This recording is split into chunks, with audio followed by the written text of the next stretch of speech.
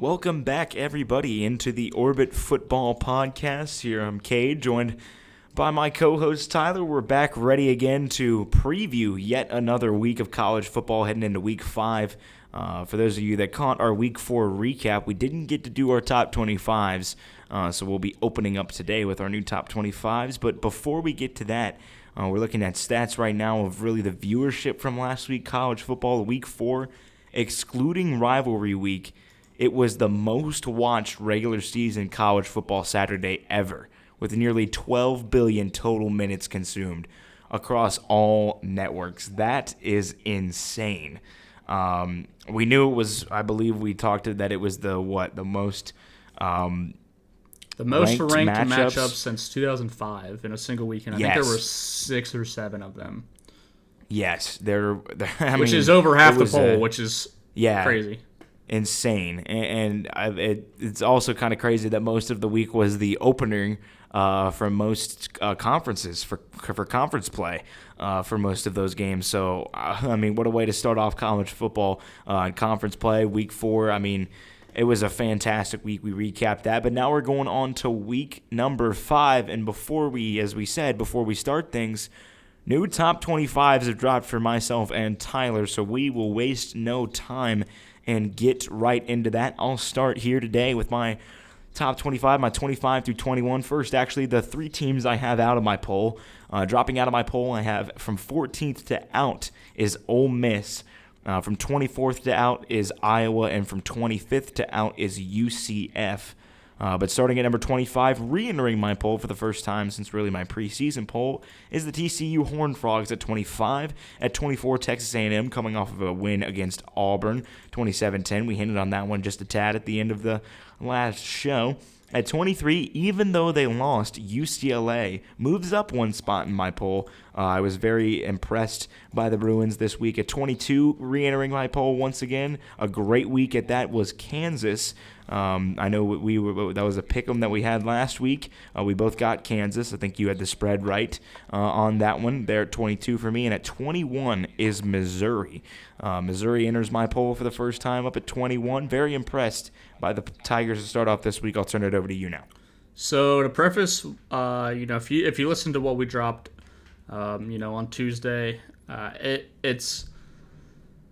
I have a ton of change within my top 25. I didn't redo it, but this, I think what you're going to see with me is I want to kind of be tame with this the next 3 or 4 weeks, and then a lot of changes are going to happen. I don't want to overreact too much, but I want to get like a 4 week sample size to see how teams are, and especially going through conference play.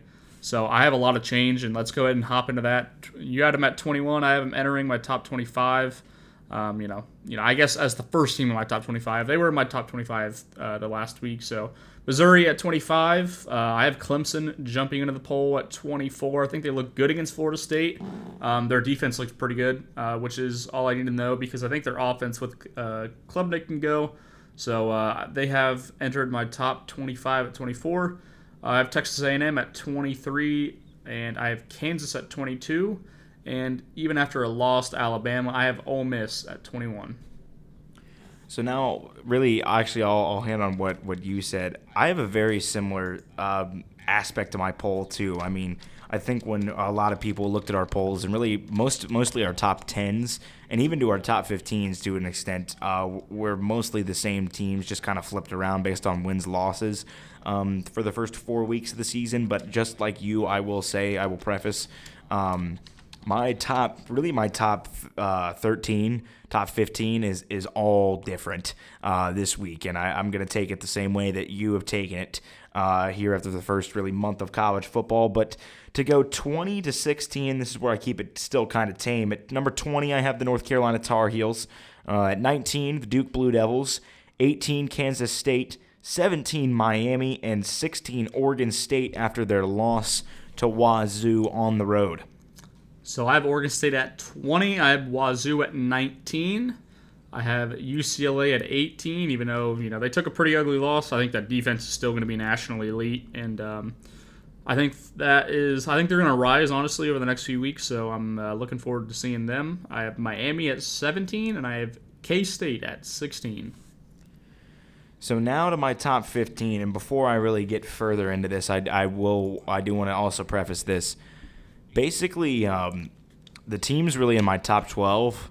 I mean, those are the class of the class. I really would wish we had a 12-team playoff this year because some of these teams that are in my top 12, I think, would just be fantastic neutral site matchups. But to start at 15, I have Washington State there after their win against Oregon State. At 14, moving up one spot is Alabama after their win against Ole Miss. At 13, really only dropping one spot after losing the game on a last-second touchdown at home is Notre Dame for me. Notre Dame at 13. At 12, I have Utah jumping up quite a bit. They went from 16 to 12. Still very impressed with that team, very impressed with that defense. And at 11, I believe staying about the same as the Oklahoma Sooners. They sit there at 11 for me. So we're going to go 3 for 3 with your last team talked about as my first team talked about. I have Oklahoma at 15. Moved them down quite a bit. I think I had them in the top 10. They just have I haven't seen a run game from them, and their defense is very good. But if you're not going to be able to run the ball in that conference, I think it's going to hurt them. But Alabama 14, I think that defense is going to be national elite. Kind of the same thing about Oklahoma, just more they need offense in general, but I think their defense is a little bit better. North Carolina at 13. I like them a lot. LSU at 12. And Notre Dame at 11. I did drop them, but only because a few teams actually jumped them. So now to the top 10, now where it's really big. These top 10 teams, like you said, you're going to see some difference here between the both of us. But at 10, I have LSU right now. I keep switching them and the team at 9th this year because they're really back and forth week by week. But at 10th, I have LSU. 9th, I have Washington. Dropping down, though, I believe from 4th to 8th for me. USC goes to 8. Florida State goes to 7, also dropping down 4 spots. Oregon at 6, moving up just a hair. And dropping down all the way from I'll keep it at that. That's 6. Yeah, so Oregon is 6. I'll let it turn it back over to you. I have Utah at 10. I have Michigan at 9. Florida State is going to be at 8. I dropped them quite a bit. Penn State at 7. And I have Southern California at 6. So now for the top 5, and I already kind of somewhat hinted at this, but dropping down from my number 1 spot to 5, Michigan Wolverines sitting at 5 right now. Just a bit of a rocky start for them so far this year. They just had their first game with a Harbaugh back, leading the ship for them, and I mean they looked fine, and they got a victory against Rutgers at home. It was another win for the Wolverines. But at 4th, I have finally really moving up, and I think I'm finally starting to buy into this hype. Texas, I have Texas at 4. I was still a little rocky about them, but they went in. They had a big win on the road against not exactly a big win on the road, but they showed that they're good. Over Baylor, I thought that game might be interesting, but no, it was not. Texas manhandled Baylor in that ball game. But dropping down from 2 to 3 is Georgia, the back-to-back defending champions. Georgia's at 3 for me, and then the 2 teams at my top spot are 2 Big Ten East teams, and I went back and forth between these 2, but at 2, moving up from 6 will be Ohio State, and at 1, my new number 1 team is the Penn State Nittany Lions. At 5, I have Washington. They enter my top 5 yet again. I moved them down a little bit, but I don't know. This team is they're the most dominant team in all of college football right now. I don't think they've been tested, but right now they're showing no flaws. So should be a fun matchup with them in Oregon in a few weeks. But I have speaking of Oregon, I have them at 4. I think I moved them from outside of my top 10. Maybe they were at the very back end. I'm not really for sure. I don't keep up with it like you do. I kind of just place teams where I think they should be. So I think Oregon's playing like a top 5 team nationally right now, and I have them at 4. I have Texas at 3. I have the Ohio State Buckeyes at 2. And I have my original number 1, Georgia, falling back on the top spot. So, yeah, you kind of hinted it on there. Oregon moves up 11 spots for you, by the way. They were at 15th. Okay. last week for you. So I think we're starting to get really more of a gauge on these teams, though. Like I said, I think that everybody in my top 12 realistically right now, I think has, and even Notre Dame for a shot at 13. I think out of what I've seen in the first month, I think those are the teams that have a shot at a national championship right now. And I mean a legit shot. I'm not just saying, they might be going on a run. No, I think that these teams could defeat some others. But obviously, what I've seen, what you've seen, we have that. We both moved Penn State up this week. We were very high on them. We both moved Ohio State up a little bit this week too, into our top threes. Really the same teams in our top threes. But that's really how it's going to go this week. But let's got the top 25s out of the way. So let's jump into 10 games that we'll be picking this week, and two teams that. Once again, in what is likely the best conference in all of college football this year, the Pac-12, in its final year, it's producing some of the greatest football in all of the college football landscape. And we've got one on Friday night. We've got Utah at Oregon State, 9 p.m. on FS1 Friday evening. That game, like I said, at Reser Stadium. Beavers are favored by 3. Are we feeling the Beavers to bounce back after that loss to Wazoo on the road? So this is obviously, it's like the UCLA. It's like Utah's whole season. Is Cam Rising going to actually play? As of Monday, he was splitting reps with Nate Johnson in practice. I'm going to go ahead and decide he's not playing. I think Nate Johnson starts this game. And I'm actually, Oregon State just got blown off, like their roof blown off by Cam Ward and Washington State. And I don't think Utah has the ability to do that. And I think Oregon State knows that, and I think they'll be able to key in on the run game. Utah really didn't even run the ball that well against UCLA. They didn't really do anything offensively. They scored 7 points offensively, and that came off of a turnover where they didn't have to drive the full length of the field. So I'm going to go and take Oregon State in this game. I think they have a good recipe to do it without Cam Rising, even with Cam Rising in. It's going to be his first start of the year, and he's going to have to play a really good game if he wants to win that game, which I don't know if that's going to happen. You get probably the worst case scenario in Oregon State in a loss when, they're 0-1 in conference play now. So they're going to have to turn back around, and, it's kind of like, it's like the Arkansas game that I liked. It was a good matchup for them. And also, even with Arkansas losing, it technically wasn't in conference, but,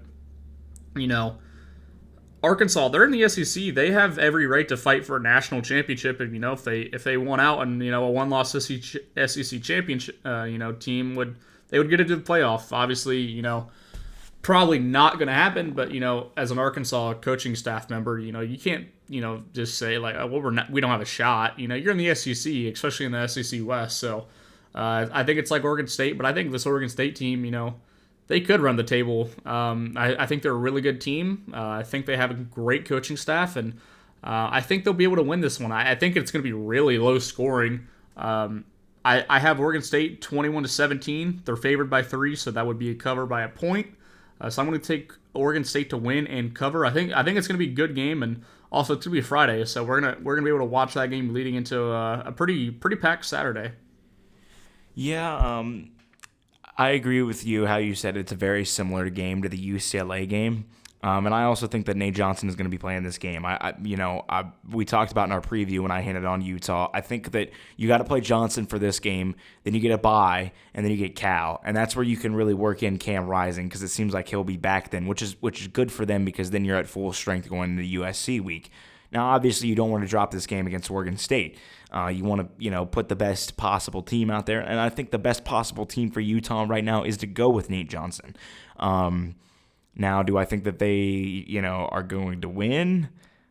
I'm not shading that way. I'm a little different on this game than I was on the UCLA game because of where this game's at. Obviously, Rice-Eccles is one of the toughest places to play in all of college football, and Utah showed that. They took on UCLA, a very good football team, but obviously they won that game at home. Now they've got a very similar game this weekend, but it's on the road at Oregon State, and it's on a Friday, to mention at that as well. And Oregon State is in a mode where they got to win because they still have high aspirations of reaching a Pac-12 championship. And I think this is where we start to see the cannibalism that is the Pac-12 this year. It already started to shape up with Wazoo, but I think it's really going to shape up this week with some games that we've got on the docket. But yeah, I like your sentiments here. I do like Oregon State in this ball game. I think it's I don't think it'll be as low scoring as that UCLA game. I think you had a really good score. I'm just gonna bump mine up just a hair. I'm gonna go 24-20. Oregon State takes the victory over Utah. So yes, still Oregon State does cover that game. I would agree with that. But 24-20 Beavers over Utah. If I don't think it matters who's at quarterback in this game for Utah. Honestly, I think if they go with Rising, it might be possibly a worse outcome because you don't want to rush them in. Very similar to what we talked about the UCLA game. I think it's going to be another game time decision that we'll see happens. But I'm going to go Oregon State in this one. I think that they bounce back. I think DJ Uiagalelei and the crew out there in Corvallis will have a good bounce back game, keep their conversation in the Pac-12 realm of things. And speaking of the Pac-12 realm of things, we talked about the game Friday night on FS1. Let's talk about Big Noon once again. And coming off of a big loss on the road, and a team that didn't look too great on a road game of their own, we've got really what I want to call the USC versus Diet USC matchup this weekend for Big Noon, and that's the Trojans traveling out to Boulder to take on Deion Sanders and crew, and the Colorado Buffaloes. USC's favored by 21.5 right now in this game. Do we think that Colorado has a shot to perform a little bit better on the national stage this week against a team that's really built a lot like them comparatively to what Oregon was built like? Do I think they have a shot to play better? Yeah. Do I think they have a shot? No, not at all. I think this. I don't know. It's a wounded animal mode. You get a huge team that coming off their first loss, but I think with how much hype was around this team, I think this is going to be more deflating than anything. I think it's going to be kind of the complete opposite because now you had what was that mega hype train. I think it's going to be a little bit deflated, and especially if they lose this game big, which I have them losing. I have USC covering this game. This could be. I think last week against Oregon was their coming to earth moment. I think that this could be even worse than Oregon. I don't know if Colorado. We've seen teams pass the ball pretty well in Colorado. Even Colorado State, they were passing the ball at a very efficient level. And you're going to give this receiving crew and, the best quarterback, thinking about it, it might be the best quarterback in USC history, which is crazy to say with how many quarterbacks have came through that, through that program. But, Caleb Williams is one of the best, maybe talents in college football history at the quarterback position. I think this is going to be ugly. I have it 48-14. I think they will actually score a little bit more. I just don't think USC's defense is nearly as good as Oregon's, and it's not because USC has a bad defense. I just think Oregon has a really, really good defense. But I mean, every team has been able to pressure Colorado. I don't see why USC wouldn't be able to. So I have 48-18 USC. It's 30-point win. It's like you said, it's a 21.5-point line.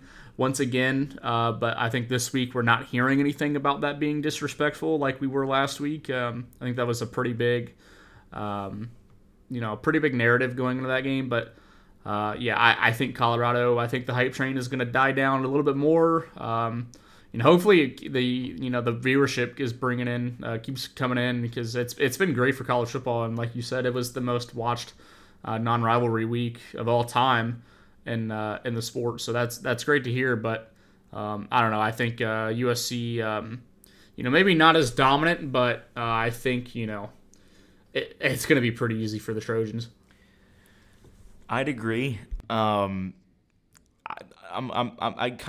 know. USC didn't look too great last weekend against Arizona State on the road, and Arizona State has been a team that's really look like one of the worst teams in all of the Pac-12 to start this year. I think it's them, Stanford. I think it's really them and Stanford at the bottom, and then Cal is maybe just a hair over those two. And UCLA struggled for really until about the third quarter. And then they, obviously, the talent took over, as I'd like to say, which happened. I think that I don't know, because the USC still is USC. They're going to have the high flying. They're going to score points. I think that they're going to win the ball game. Yeah, I do think that. I don't know if Colorado is going to cover this game. But I think that they're going to put up a very similar score to what Oregon did, and have a very similar game plan to what Oregon did. But I think the flaws and the allowing the big plays will burn USC, because I don't think that they have the pass rush that Oregon has. Granted, I don't think it matters against Colorado's offensive line, but still. I just think that Shedeur Sanders will have a little bit more time in the pocket, will have a little bit more time to make a big play, and I think USC's poor tackling will come back to bite them on a couple plays. I wouldn't be surprised if this game is at like 21-4. It might like 21-14 at half, or like 28-14 at half, or something like that. I wouldn't be surprised. I feel like USC is just going to get out though and run. Just because of the program that they are. I mean, I think we're going to see offense in this game, and I think we're going to see a lot of it in this game. But I got a little bit of a different score than you do. I think that USC covers just by a shade, but I'm gonna go 49-26. USC wins the ball game over Colorado. I just think that USC is not as good of a defense, and this game is in Boulder. I think that'll be a little bit of a factor. I still think, as I said, USC covers that 21.5 points, but I just think Colorado gets a little bit more offensively because Shedeur Sanders is going to have a little bit more time in the pocket in that ball game, and as we mentioned, that's the big noon game. But the ABC game, once again on ABC, will be the Clemson Tigers. Last weekend, obviously, they played Florida State on ABC, the noon kick. That one was in Memorial Stadium. This one, though, they're traveling up to Syracuse in the Carrier Dome, a place where they have not won very often as of recent, or not really looked, well, they've won, but they haven't looked good. They don't look good. They don't look comfortable playing up there in the Carrier Dome. Do we think that we might be getting another Syracuse upset, Kelly Bryant style? So the biggest thing about this game is how is Clemson going to come back? Because we've seen them come back from that Duke loss, and they got to play Charleston Southern and just a few lower end teams that they were going to beat 100% of the time, regardless if they lost to Duke by 100 or if they beat it by 100. They were going to win those games. But this is going to be a big moment for the program, because even when they were playing Charleston Southern, I think they were only up by like 7 at halftime, or maybe even they were tied at halftime with Charleston Southern, which was like something to like keep your eye on. But we all knew that Clemson was going to win that game, but it's it was something to watch, I guess. And it's basically going to come down to, is that the same kind of Clemson? We're going to get a sloppy Clemson, a team that isn't able to play defense, really. I think they were in the mid to high 20s at halftime. So are we going to get that Clemson, or are we going to get the Clemson we saw last week with great pass rush, and they were actually able to pass the ball over the middle. They were getting receivers open. But what Clemson are we going to see? And I think with Syracuse, we're going to get, the Syracuse is very good offensively with Garrett Schrader at quarterback. He's been there for, I think this is his third year starting now. He's been a very good quarterback for them. He's played good against Clemson, and they have a pretty good run game as well. It's not because of how they've done in the past, because yes, it does matter, but also it's past teams versus past teams. But I think Syracuse I think they have a good way to victory here. I think they can be, I think they can be a multiple offense that is going to keep Clemson on their toes. I think that they'll be able to, I think that they'll be able to mix it up pretty well. Um, I think the biggest thing is the Syracuse offensive line. How are they going to hold up? Because we saw a very good pass rush from them last week and from Clemson last week, and they've been able to stop the run pretty well. So what's that offensive front going to be able to do? Because that I think that is what's going to win the game for Syracuse or lose them the game. But I'm going to go and pick Syracuse to win. I like them at home. I think that they have a lot of momentum around the program. They're 4-0. They slacked a little bit off against Army, but they got things rolling in the second half. So I think maybe they were just looking a little bit forward, a little bit ahead to this game, and I think we're going to get a better. I think we're going to get a better Syracuse team, and I also think Clemson. They might just be a little bit worn out after that game against Florida State. It took a lot, and it was at home, and losses like those are the worst kind of losses, especially to bounce back off of. And they're playing a very good team, so I'm going to go ahead and pick Syracuse. I think they'll win by 10. I think I have them 34-24. I think the Orange will be able to get it done. Interesting score there. I know we kind of talk about the wounded animal mindset, and I think that's what Clemson's going to do this weekend. I like Syracuse, not as much as you like them, though. I still think that they're shaky. I still think that they're just kind of a middle-of-the-road ACC team. But obviously, if they win this game, they're 5-0, and they could put themselves in a conversation to really be, possibly play spoiler and be a team that reaches, further greatness down the stretch of this season. But I still, after what I saw Clemson on Saturday, I still think that they are a top. I almost put them in my top 25. I think they were. I think it was between them, Tennessee, TCU, and Kentucky and South Carolina of who to put at 25th. And I ended up going with TCU. But Clemson is still, I think, the what would it be? The fifth best team right now in the ACC. I think that they are. I think that they are better than Syracuse. But like you said, they got to go on the road after a demoralizing loss like that, where they had that win, in their hands and couldn't pull it out. And they don't have a lot of success up there in the Carrier Dome, but I think that I just think that they squeak it out, and I think that they squeak it out in somewhat ironic fashion on a field goal to end the ball game. I think it's tied deep into this game, low scoring affair, defensive battle, but I think Clemson squeaks this one out, and I'm going to go different from you. I do think Syracuse covers this ball game. But I think Clemson gets the job done in this one, 23-20. Give me the Tigers to win over the Orange. I think that they bounce back. I think I saw a lot of good flashes from Clemson this week. I still don't think that they're the Clemson of old, obviously, but they could be the Clemson from I don't think last year. You could even say last year. I mean, that team still won the ACC. And it was not the best team.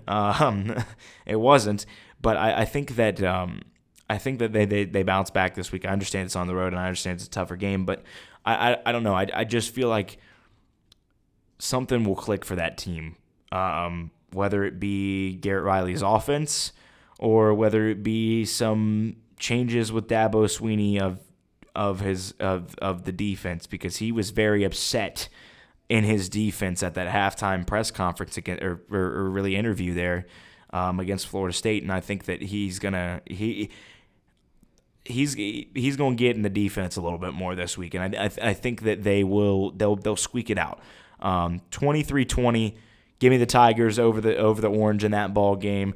That's the ACC ABC game on at noon, and now we've got the SEC game that's on at noon on ESPN, and this one's a bit interesting because this is really become a competitive matchup over the past couple of years, where for a while Florida looked to dominate this matchup, this SEC East matchup, and as we mentioned, Florida traveling to Kroger Field to take on Kentucky in Lexington. Noon kick on ESPN. Kentucky favored by 2.5 in this one.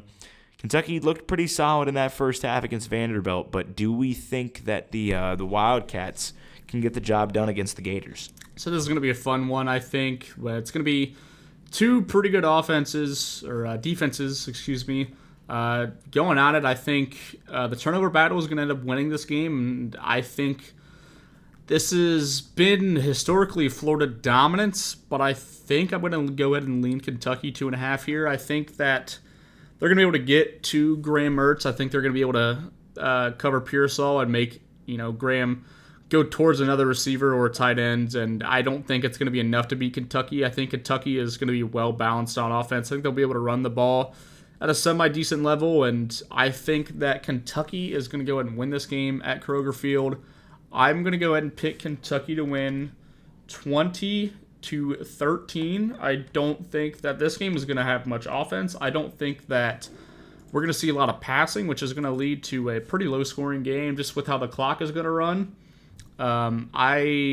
This is I think the toughest game for me to pick outside of another game that is actually going to be Duke and Notre Dame. We'll have that coming up here in a few picks, but I think those are probably the two toughest picks for me this weekend. I think either of those games can go either way, and I'm going to go and pick. I'm going to pick Kentucky. I think I'm going to go and take a home field advantage, and I think Florida had a pretty off week against Charlotte. I think they only won by 15 or so. So give me the Wildcats. Yeah, I'm agree with you. I think Kentucky gets the ball game in their favor in this one. I think Kentucky right now is the fifth best team in the East. I think that they're the fifth best team in the East. Obviously, by our power rankings, I have Mizzou technically second, but I still think Tennessee is just a shade over Kentucky. Over this year, but I mean they're hosting this ball game. Kentucky is against Florida, and they've kind of had their way at Kroger Field over recent years against Florida. Obviously, they're for Kentucky, not too long ago they broke the streak against Florida there with I believe it was like the Benny Snell era when Kentucky was. I mean they've been good the past I want to say 7 years. Kentucky's been a solid program. I mean, when you look at it, Mark Stoops has done a great job there with that program and getting them where they're at these days. And I think that Florida, I think they just benefited of playing Tennessee in the swamp, which is one of the toughest environments to still play in college football. And I think that they're just, I don't know. I still don't think that this Florida team is good. I think they're okay, but I think that Kentucky gets the job done. Kentucky hasn't looked too great either, and I've been low on them since, I was high on them. I wasn't high on them, but I thought that they were a top 25 team, and I've dropped them out since. But I think that they win this ball game over Florida. I think this one's also very low scoring. I'm gonna go 27. I'm gonna go 27-17. Kentucky gets the victory over Florida, 27-17. Give me the Wildcats in this one on ESPN. And they get the victory in that one. And now another SEC on SEC matchup. This one on SEC Network at noon from Jerry World. Neutral site action. We've got this one, I think they've called it the Southwest Classic over the past couple of years, but it's Texas A&M and Arkansas taking on each other. Aggies 6.5-point favorites. What are we thinking about this neutral site matchup? It's produced a couple great games over recent years. So, yeah, like you said, this has been a pretty good, 3-year stretch for the rivalry. Playing at AT&T Stadium, it is. This game is kind of weird because I actually like Arkansas more in this game. I think they're probably going to be the better team just stylistically to play against Texas A&M. And also, we got to think Connor Wegman is going to be out for it sounds like about 2 or 3 weeks with a high ankle sprain. So it's going to be Max Johnson rolling out. The last time Max Johnson played Arkansas was 2021 against when he was at LSU. When I'm pretty sure he got hurt in that game. And Garrett Nussmeier had to come in, and that was the Arkansas brutal 16-13 overtime win in Baton Rouge. So I don't know. He looked pretty good last week. filling in for Wegman against Auburn. I'm not sure. I think that this game is just going to be really, really ugly. I think it's going to be low scoring. I don't know if Arkansas is going to have a lot left in them, considering they've lost back to back. The BYU game was kind of whatever, but I think that LSU game it's going to take a lot out of them. And A&M is coming off that Auburn game, but they got a week in between from Miami and Auburn, so I think they'll be a little bit more well rested. I think that they'll be able to get decent enough day through the year, with Anaya Smith, Evan Stewart. They're going to be fine there. So, and I think they'll be able to run the ball well enough to beat this Arkansas team. I have A&M winning this game. This is I think this is more. It's a gut feeling that I have. I could be wrong. I don't know. I think this game will be close. I have it 23-21 A&M. I have Arkansas covering 6.5, which seems, it's a touchdown game, and I definitely think it can be. So I'm going to have A&M winning this one. I think it's going to be close, though. Yeah, I agree with you. I think that this is going to be a close game. Obviously, Max Johnson will be the man heading the Aggies, and they, the defense looked very good against Auburn. And this is a neutral site game, and obviously we both have Texas A&M in our top 25s, and we do not have Arkansas in our top 25s. So that should just kind of highlight who we're going to pick in this game. But I still think this is going to be close. I don't know. I was kind of torn on this game coming into it. I think this was the toughest one I had to really pick this week, because I still think Arkansas is a solid team. But and obviously with Wegman being out, it's a big deal. But I think that Texas A&M getting that win against Auburn was really big for that program. Not too big, but big for the sense that Jimbo stays another day. And I think that they do get the job done against Arkansas. I think it's going to be a little bit more high scoring than what you had it at. Not too much. I'm not going to go too crazy. But I do think Arkansas covers this game. I'm going to go 27-23.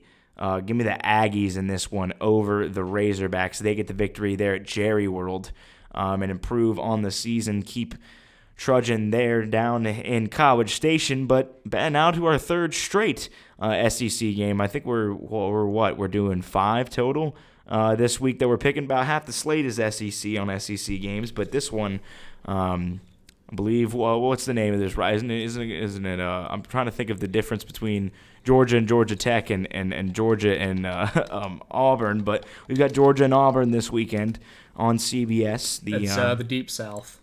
That's what it is. That's the one what it is. But we've got Georgia and Auburn, 2 rivals going at it. This has featured some great football over the past handful of years. Do we think that some magic might happen for the Tigers this weekend?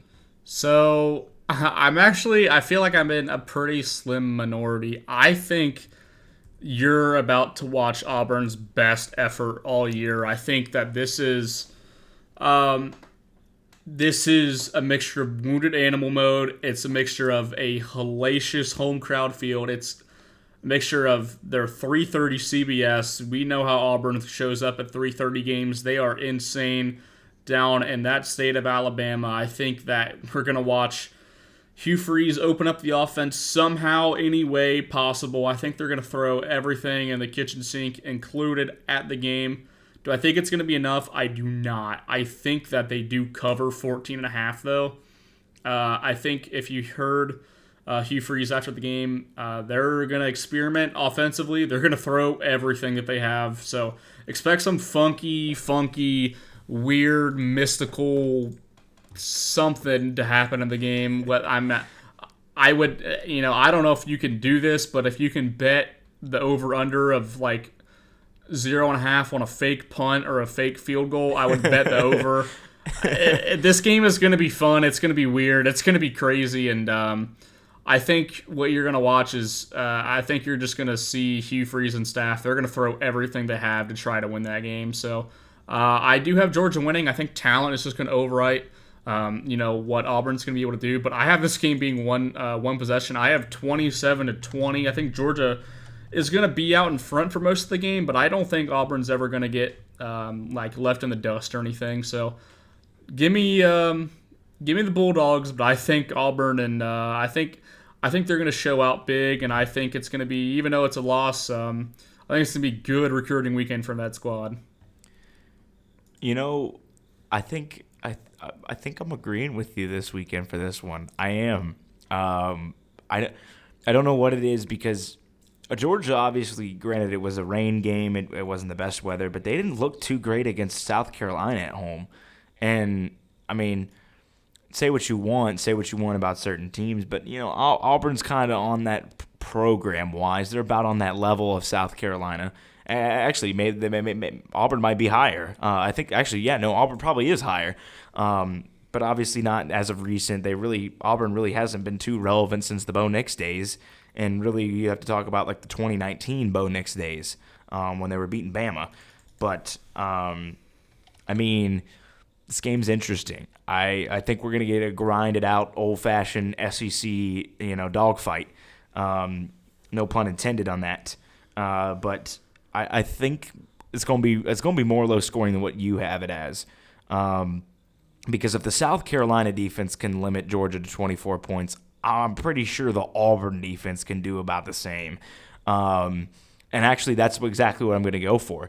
I'm going to go for the exact same score to the South Carolina game. I'm going to go 24-14. Georgia beats Auburn. Auburn does cover this one, but I'm going to go the exact same score in a very similar game to how this plays out to the South Carolina game. I could see Auburn getting a little closer probably in this ball game, but it's front of the home crowd. It's a rivalry matchup. They've had some fantastic moments in this rivalry recently. So give me Georgia, but Auburn does cover in this one. That 3:30 kick on CBS. Now for a 3:30 kick on ABC. This one's interesting. Kansas and Texas.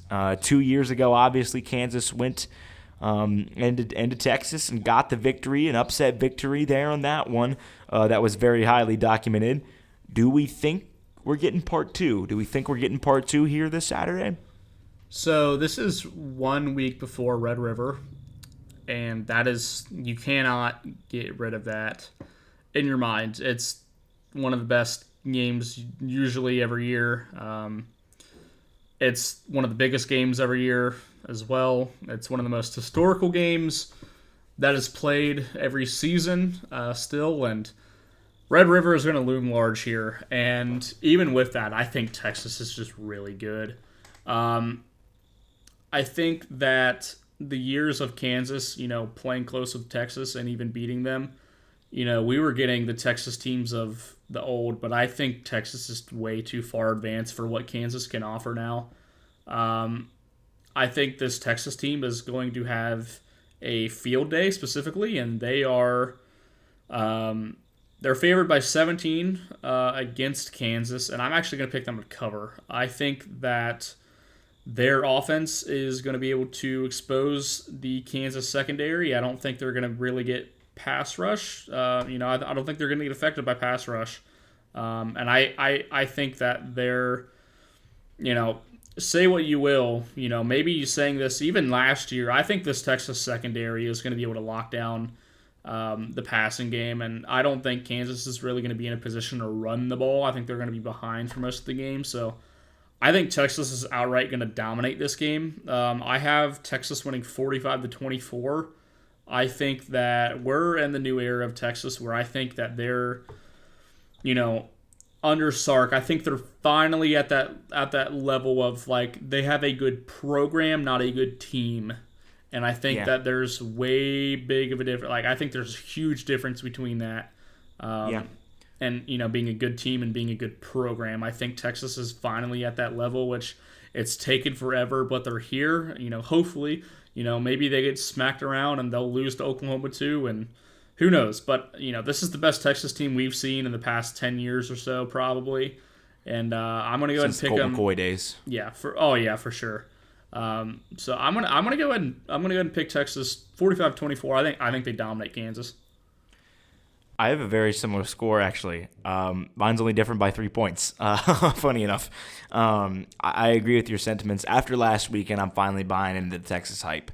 Because they went on the road. Granted, Baylor's been Baylor this year. They've been rocky. Not what I thought that they could be. But, Kansas is still solid. But, I mean, they played a BYU team close. Granted, it was at home and, it was opening conference play. But, I know what Kansas is. Kansas is a team that's going to be fun. It's going to be exciting. It's going to have a decent offense. Texas is a team that I think can make their way into the college football playoff, and do so in a decent fashion. I have them ranked at fourth in my top 25, and I think there's good reason now that I'm starting to believe in this Texas team. I said I had a very similar score to you. I think that this game's going to play out very similar to what you thought it was going to play out. I'm going to go 42-24 Texas. I think that they get the victory over the Jayhawks in this one, stay undefeated, keep having a good season this year. Texas is a good team, and I think that's becoming more and more evident week by week. And I'm starting to buy into the hype this year. But now to our penultimate SEC pick'em this week. This one's got a lot of eyes on it as well, because we'll have to see how Ole Miss might be able to bounce back and how LSU might be able to bounce back. 6 o'clock ESPN kick, LSU at Ole Miss. This might be really possibly a runner-up spot for the SEC West. It could be for a title in the SEC West. Who knows? But what are we thinking for this ball game? High scoring is what I'm thinking for this ball game. I think we're going to see probably one of the more fun games of the week. I think last year was a pretty big blowout, actually. LSU actually killed Ole Miss on the field. It was kind of interesting with how the game played out. But I think that in this game you're going to see a LSU offense that is extremely high-powered and has the ability to basically chop up any defense they play, versus an Ole Miss offense who is led by one of the best play callers and schematic coaches in the entire country offensively, in Lane Kiffin. I think that LSU is going to get some pass rush, but I think it's not going to be too overwhelming. And I think, I'm not like the biggest Jackson Dart fan, but if you give him time to throw, he's going to be able to make some big time throws for you. And he even showed that against Alabama. He made some pretty impressive throws that, even under pressure as well. So, he's playing a lot better than I expected this season rolling in. And, maybe that's because they have, 3 really good quarterbacks in that room. And, competition just makes everyone a little bit better. So, I don't think that Ole Miss has the team to beat LSU, but I do think that it'll be close. I think it'll be high scoring. I have LSU covering 3 points on the road. 37-28. I think the Tigers are going to win. I think it's going to be an explosive game. Biggest player to watch in this game is Harold Perkins. I think that if they let him loose and let him go after the passer, I think it could be a pretty big day for him. Yeah, I agree with you. I think we're going to see a bit of offense in this game.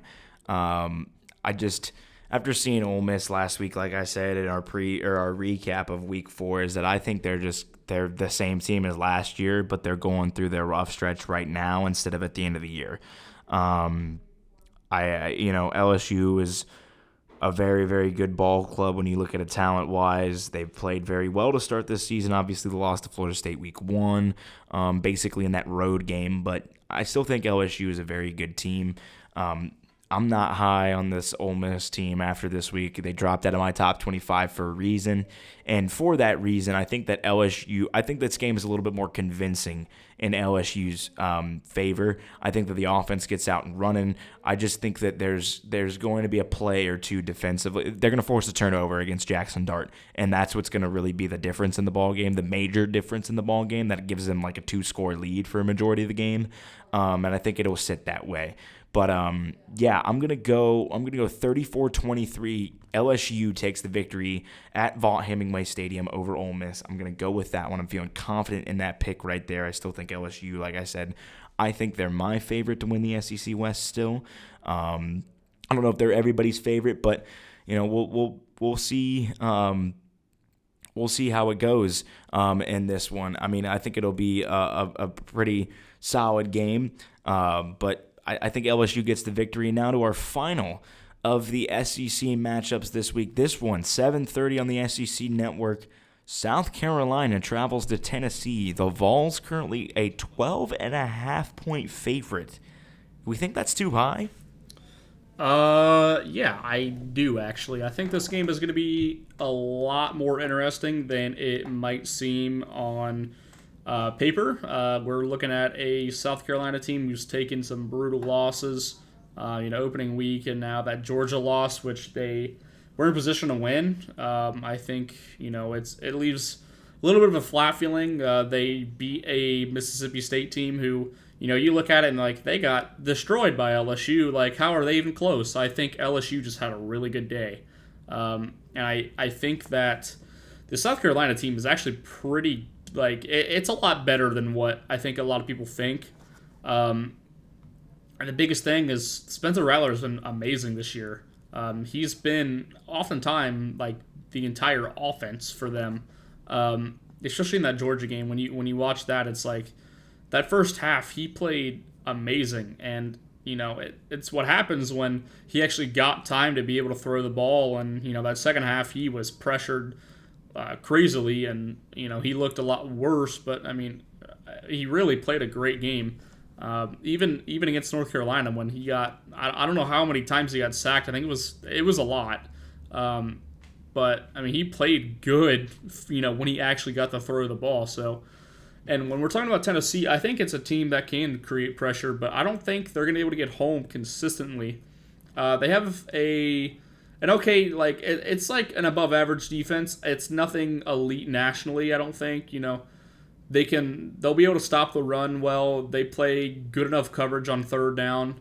I think, if they're going to be able to throw the ball consistently, South Carolina that is, and they're one of the best teams on first and second down on defense. If you make Joe Milton have to make throws and make plays in general on third down and, advance the ball, I don't know if he will be able to because he couldn't against Florida. And he's even looked like, in their first few games, he looked shaky. He didn't look that great. So I'm going to go ahead and take what seems like a controversial pick. I'm going to go ahead and pick South Carolina outright. I think they have a good recipe to get it done. I think that they'll be able to get Joe Milton to make some mistakes. I think they'll be able to get the ball quite a bit. I think they'll be able to control the time of possession in the game. I'm going to go ahead and pick South Carolina to win this one, 26-21. I think Beamer gets it done. I think they get a much-needed SEC win, and I think they get some momentum rolling in further into conference play.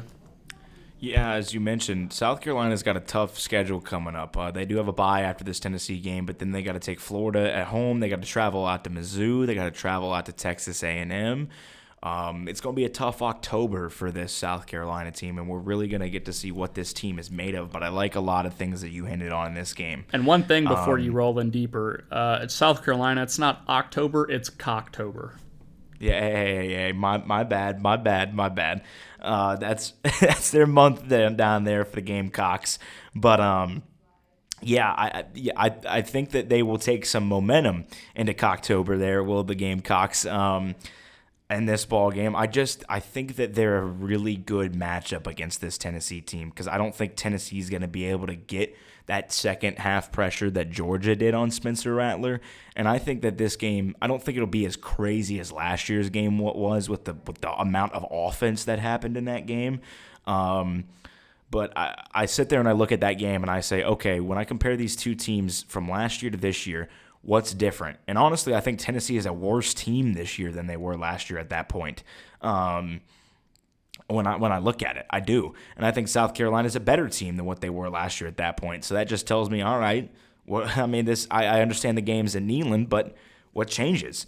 And I don't think much changes. I just think that there's a lot less scoring in this game. But I think South Carolina is just going to be too much for Tennessee. I think this game's going to play out very similar to what the Florida game did for Tennessee. Just where they struggle to get anything clicking offensively for a majority of the ball game. I love that backfield, but that backfield can only take you so far. And I think that, South Carolina is gonna show. Spencer Rattler's got that talent. I still think he's the best.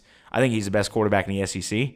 And I will make that statement. I think he is the best quarterback in the SEC, and I think he will show why he's the best quarterback in the SEC.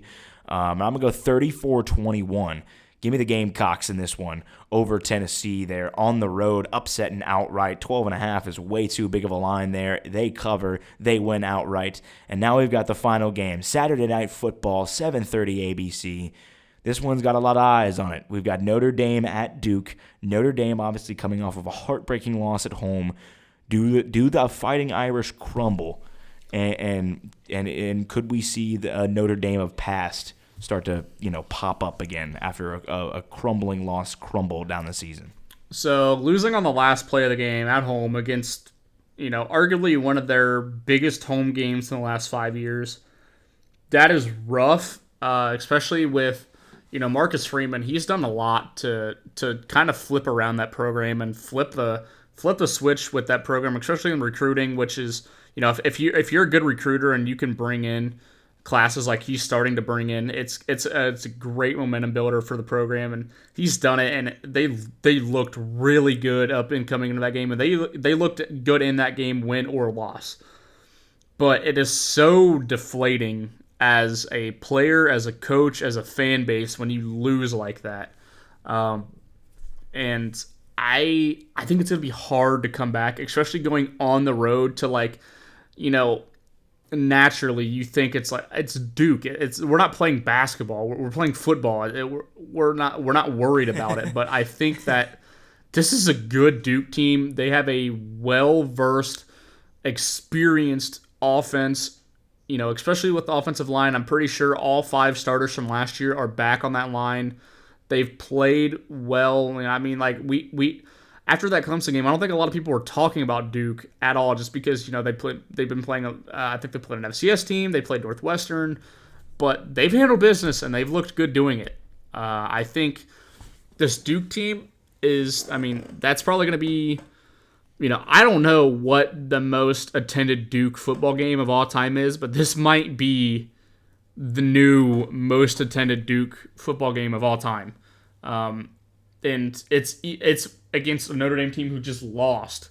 I think this game is going to be huge for the program. I think, Mike Elko was extremely emotional after the Clemson win, and I think that they're going to be ready to go into this game against Notre Dame. And I think that they're going to be able to limit what Notre Dame's biggest threat is defensively, and that's their front seven. I think that they'll be able to run the ball on Notre Dame, and if you can run the ball on Notre Dame, well, you're gonna have a shot to beat them, because if you take away their ability to control the clock and actually have to make them put the ball in the air, I think Sam Hartman's a great quarterback, but with that offensive system, it's limiting just because of how the schematic play calling is, and I think that. I think Duke gets it done. I picked Duke against Clemson, and it seemed weird, but I trusted it, and I'm going to go and pick Duke to win against Notre Dame, and I just trust it. I don't know why. I think it'll be a closer game than Clemson, because I think Notre Dame is just a really, really good football team. But I think that they're going to be a little down, and I think Duke is going to be on an all-time high, and I think it's going to be enough. And even when I say that they're going to be on all-time high, I only have Duke winning by 3. I have them winning 23-20. I think it's going to be low scoring. I think the time of possession is going to be, pretty even. I think Duke has a good, I think they just have a good recipe to do it. They're one of the best teams in the nation on first and second down. And if you can put yourself, with that offensive line and trust your ability to run the ball and, run on third and shorts, then I think that they'll be in a good spot. So I'm going to go ahead and pick the Blue Devils to beat Notre Dame 23-20 at home. I'm disagreeing with you on this one. I think that the physicality of Notre Dame is going to outmuscle Duke. I understand that they're coming off a heartbreaking loss to Ohio State at home. I understand that it seemed like they had that game wrapped up and won. But I still think Notre Dame is a very, very good football team. And I don't think that they're gonna kneel over and die in this ball game. I think we're gonna see a different Notre Dame program this Saturday. I think we're going to see one that doesn't go 8-4 after losing a big game. I think we're going to see one that's determined to lose that early season game and then try to go 11-1. And I think that'll be shown on Saturday. I just think that they're too physical in this game. I think that they use. I don't think that Duke is going to be able to really threaten their offensive game plan. And I think that Notre Dame's pass rush is going to get there. I love the physicality of this team after watching that game for the entirety. I loved how physical Notre Dame was. And if you can go and compete with an Ohio State team, I don't care what it is, what brand of football Ohio State's playing, that's impressive to me. And you can go toe-to-toe against them and say, we're going to stand here and we're going to stand our ground in this football game. I think that's impressive from Notre Dame, and I think that they get the job done. However, I do think Duke covers this game. I just think the atmosphere and where this game's at, being at Duke, them getting game day for the first time, I think it creates an environment that's big for Duke. But I just think Notre Dame uses their physicality to their advantage in this ball game. I'm going to go 25-21. Give me the Fighting Irish in this one on the Saturday Night Football game. And I think Notre Dame gets the job done. They bounce back. After seeing that team up close and really getting a gauge of this team, they're a solid team, and I respect them for it, and I think they're going to have a good season. But that really wraps up our in-depth early picks of the week. We picked our top 10 games of the week. Now it's time for the upset of the week. And, folks, one of us finally got the first one last week, and it was me. I picked WVU over Texas Tech. Got that one to go. Yours was close too, Tyler. Last week was definitely our best week. Yes, it was. Upset picks. Yes, it was. You picked Arkansas over LSU. Almost happened. Just LSU with that game-winning field goal down the stretch. Squeaked that one out. But what are we thinking upset of the week this week? So I'm going to go with a team who is going to be coming off a pretty big high. I'm going to pick Marshall to lose. They just beat Virginia Tech at home to move to, I believe, 3-0. I think they haven't played their fourth game yet. Yes. They play Old Dominion at home. Old Dominion, 14-point underdog. I think that I don't know. Marshall could just be playing sloppy, maybe not playing their best game, and who knows? Old Dominion comes in there, they're feeling good. I'm going to go ahead and pick Old Dominion. Taylor Heineke, great school alumni. All right, so I'm going to go another Power 5 upset this week. You're going Old Dominion over Marshall. I'm going Power 5 again, and I think that this line is just egregious based off what I saw last weekend. But I'm going to go Arizona State over Cal. Cal is currently favored by 12 points in this ballgame. And I think that, Arizona State has not looked good so far, but they looked okay against USC. But I think that they get the job done against Cal. That's going to be my upset of the week. Sun Devils over the Bears, Golden Bears there, and that will be all for this episode of the Orbit Football Podcast. You've been joining Tyler and myself, Cade. But that'll be all for this episode. Make sure to tune in. Follow us on all of our social media accounts to get updates. We post reels as well as short little videos, as well as recapping some of our scores for the week and where we're sitting at for our records for our pick'ems. But as mentioned, that'll be all for this week. Make sure to join us once again when we recap things for Week 5 next Tuesday.